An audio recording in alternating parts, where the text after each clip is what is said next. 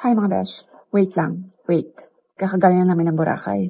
Hindi ko kinaya ang trip namin, besh. Sobrang hassle at na-stress ako ng bonggang-bongga. Sobrang stressful. Bakit? O eto, watch nyo. So, eto na nga.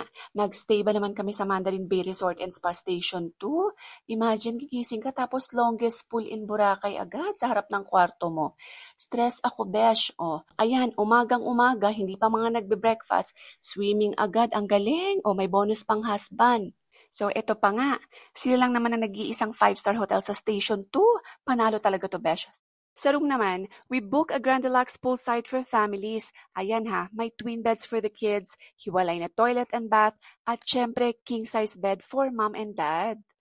At marami pa silang room options guys like the West Grand Deluxe King na may private bathroom, bathtub, at balcony with a pool view rin. Tapos eto besya, ang fave ko, the one-bedroom suite. May dining area, seating area, floor-to-ceiling windows, may pabathtub pa yan. At syempre, spacious balcony facing the pool. At eto na nga, the signature suite. May dining area, ang cozy at inviting ng bed.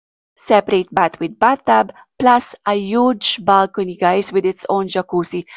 Hi, luxury to besh plus comfort in one. O, tip ko nga pala sa inyo ha, mag-book kayo ng hotel transfer separately para iwas stress. At alam nyo naman na sobrang haba ng pila guys, minsan sa port pa lang.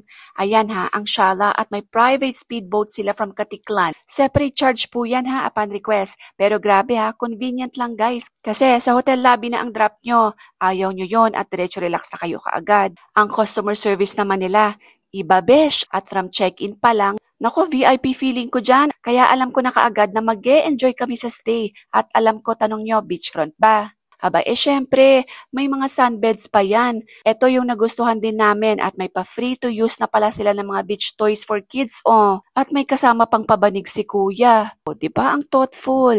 At last but not the least, syempre, ang favorite ng lahat, breakfast buffet nila sa La Fiesta. Besh, winner to, sobrang daming good reviews dito. Hindi kami na-disappoint. Overall, guys, sobrang saya lang ng stay namin dito at sobrang stress ko din sa mga kids at ayaw ng magsiuwian. Kaya honestly, highly recommended namin to besh. Kailangan nyo talagang ma-experience tong Mandarin Bay. So paano? Kita-kits sa Boracay?